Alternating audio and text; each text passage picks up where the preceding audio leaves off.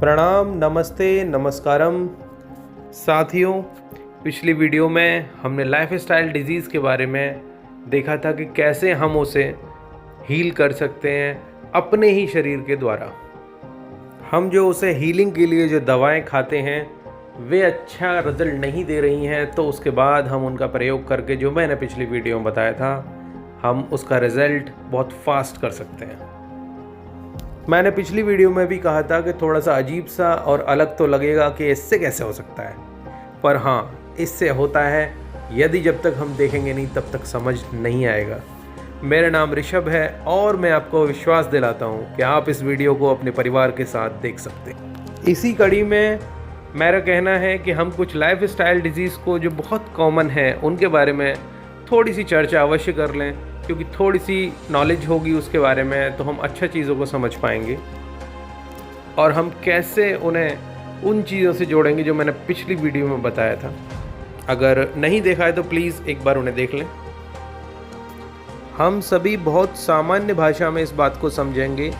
ऐसी भाषा का बिल्कुल प्रयोग नहीं होगा कि व्यक्ति को आतंकित करे, हर व्यक्ति इसको समझ पाए। तो सबसे पहले हम कोलेस्ट्रॉल को देख लेते हैं। ये कोलेस्ट्रॉल की समस्या बढ़ती जा रही है लोगों के बीच में। अब कोलेस्ट्रॉल ऐसा नहीं है कि वो कोई समस्या है, समाधान भी है और समस्या भी है, दोनों ही प्रकार से है। जैसे कि मैंने पिछली वीडियोस में भी बताया था, चीज़ें संतुलित होनी चाहिए और तो सब कुछ ठीक चलेगा, और जैसे ही संतुलन ख़राब होता है चीज़ें बिगड़ जाती हैं। कोलेस्ट्रॉल एक प्रकार का फैट है जो हमारे लिवर में प्राकृतिक रूप से बनता है। अब समझने वाली बात यह है कि यदि प्राकृतिक रूप से बनता है और हमारी बॉडी ही बना रही है तो इसका अर्थ है कि वह चीज़ तो ख़राब नहीं है, अन्यथा बॉडी बनाती ही क्यों? क्योंकि इसकी मदद से हमारी जो सेल मेम्ब्रेन है, कोशिकाओं की जो झिल्ली होती है, और विटामिन डी में हेल्प करता है हमारी बॉडी के अंदर। प्रॉब्लम तभी होती है जब कोलेस्ट्रॉल की मात्रा बढ़ जाती है। देखिए, मात्रा बढ़ना या घटना अपने संतुलन से तो हमेशा समस्या रहेगी। यह केवल कोलेस्ट्रॉल के साथ नहीं, किसी के भी साथ। अब लेते हैं कोलेस्ट्रॉल को। 2 टाइप्स ऑफ कोलेस्ट्रॉल होते हैं, एलडीएल, एचडीएल, जो कि है लो डेंसिटी लिपोप्रोटीन और high density lipoprotein. Low density lipoprotein जो एलडीएल है वो बैड कोलेस्ट्रॉल बोला जाता है, जो हमारे शरीर को नुकसान करता है। एचडीएल जो अच्छा कोलेस्ट्रॉल होता है, जो हमारे शरीर को फ़ायदा करता है। अब देखिए, हमें बहुत ज़्यादा नहीं देखना है, केवल हमें अपनी दिनचर्या से जोड़ करके चीज़ों को ठीक करना है। कोई रिसर्च नहीं करनी इन चीज़ों पे, क्योंकि रिसर्च जब हम ज़्यादा करने लगते हैं तो प्रॉब्लम और बढ़ने लगती है। हमें केवल अपने शरीर को समझना है। एक और दूसरी चीज़ है इसके साथ में, ट्राइग्लिसराइड। ये क्या होता है? ये हमें जो नेचुरली पेड़ पौधों से जो हमें ऑयल मिलता है, जब उसकी मात्रा हमारी बॉडी में जाती है और मात्रा ऊपर हो जाती है हमारी बॉडी की क्षमता से, तो ट्राइग्लिसराइड बढ़ते हैं, तो वो भी दिक्कत करते हैं। अब इनकी दिक्कतों को समझते हैं, दिक्कत कैसे करते हैं। ये जो बैड कोलेस्ट्रॉल है हमारे ब्लड में घुल जाता है, और घुलने के बाद क्या है कि ब्लड की जो नर्व्स हैं, यानी नसों में घूमता है और ये जम जाता है। यह एक समस्या है। जम गया तो जमने के बाद ऐसा समझिए एक पाइप है, उसके अंदर जम गया। अब जमने के बाद उस पाइप में से निकलने के लिए तो जगह कम रह गई ना।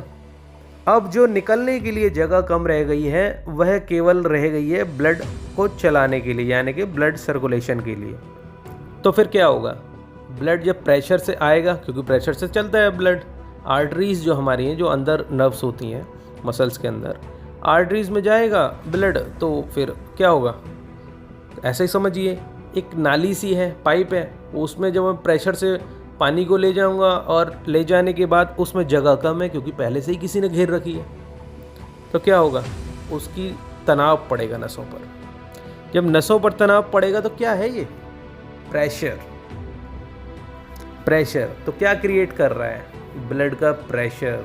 ऐसे ही ब्लड प्रेशर बनता है। प्लस अब क्योंकि नली हमारी पतली है, पहले से जगह घेर ली है, ऑक्सीजन को कौन ले जाता है? हमारा ब्लड। अब ऑक्सीजन को ब्लड ले जाता है, वो कहाँ पहुँचता है? हार्ट में। हार्ट में जब पहुंचेगा तो जब ब्लड ही कम पहुंच रहा है तो ऑक्सीजन भी कम पहुंचेगी, ऑक्सीजन कम पहुंचेगी तो हार्ट क्या करेगा, श्रिंक करेगा, यानी कि सिकुड़ेगा। सिकुड़न एक प्रकार की ब्लॉकेज जो हार्ट डिजीज का कारण बन जाते हैं। अब आप चीज़ें समझ पा रहे होंगे कैसे कैसे कहाँ कहाँ पहुँच सकती हैं। थोड़ा सा पीछे चलते हैं। अब कोलेस्ट्रॉल के लिए हम देखें तो कैसे बढ़ेगा। ऑयली चीज़ें हम ज़्यादा खाते हैं, कहते हैं सामान्य रूप से अरे तेल कम खाओ, घी कम खाओ, नॉन वेज यानी मांसाहार वो कम करो क्योंकि इन सब में कोलेस्ट्रॉल होता है। तो क्या करें, ऑयल और ये सब नहीं खाएंगे हम। हाँ, थोड़ा संतुलन में तो करना ही पड़ेगा। हाँ, मांसाहार के पक्ष में तो कोई नहीं है क्योंकि मांसाहार से तो बहुत ज़्यादा समस्याएं बढ़ती हैं, उसको तो जितना अवॉइड हो सके करना चाहिए। बैड ऑयल्स होते हैं, जैसे रिफाइंड है, कोई अच्छा ऑयल नहीं है। सामान्य रूप से जिस क्षेत्र में जो ऑयल बन रहा है, जैसे साउथ में हमारा कोकोनट ऑयल रहता है, नॉर्थ में हमारा सरसों का तेल है। अब देखिए जो जहाँ जिस क्षेत्र में जो तेल अवेलेबल है हमको वही खाना है क्योंकि हमारी बॉडी उसी के अनुसार बनी है, सबसे पहली बात। उसके बाद थोड़ा सा इसके बारे में हम खाने पीने के बारे में बाद में बात करते हैं। थोड़ा सा हम ये और देखते हैं कि कोलेस्ट्रॉल अब मुझे मान लीजिए बढ़ गया है, मैं क्या करूं, मैं कैसे पता करूं। पता करने के लिए तो टेस्ट है मेडिकल में, हमें वहां जाना चाहिए। पर फिर भी स्टार्टिंग में कि टेस्ट करने से पहले, क्योंकि टेस्ट नहीं किया तब मैं कैसे पता करूं, क्यों जाऊं टेस्ट कराने। तो ये सारी बात के लिए हमें क्या करना है, हमारी बॉडी में झंझनाहट सी होती है, झंझनाहट सी होती है। जैसे मैंने पैर बैठा हूँ, एक पैर के ऊपर पैर और हाथ के ऊपर हाथ, ये थोड़ा सा कहीं कुछ हुआ और तुरंत उसमें सुन्नपन सा होने लगता है। कहते हैं ना पैर सो गया, हाथ सो गया, इस प्रकार से ही बोला जाता है। तो इसका मतलब ये है कि ब्लड का फ्लो उसमें ठीक नहीं है।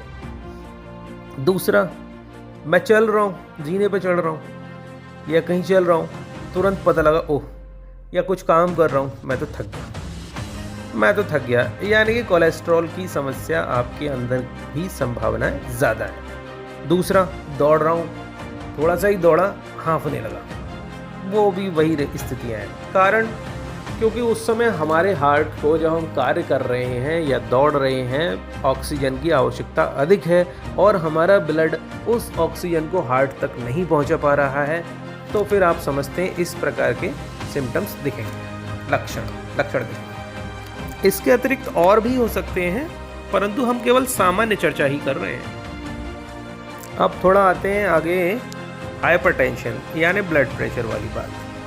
ब्लड प्रेशर जैसे कि मैं बता चुका हूँ, नालियों में, जैसे नाली मतलब हमारी नसें, उन नसों में क्या होगा, कोलेस्ट्रॉल जम जाएगा, यानी चिकनाई जम जाएगी। चिकनाई जम जाएगी तो जगह कम रह जाएगी। ब्लड को ऊपर उसी फ्लो से पहुंचना है क्योंकि उसको तो ऑक्सीजन पर्याप्त मात्रा में पूरी बॉडी में ले जानी है, पर वो पहुंच नहीं रही क्योंकि जगह कम है। फिर क्या होगा, ब्लड प्रेशर, यानी प्रेशर बढ़ेगा नसों पे। वही एक ब्लड प्रेशर है जो कि इफ़ेक्ट करता है फिर हमारी बॉडी पे।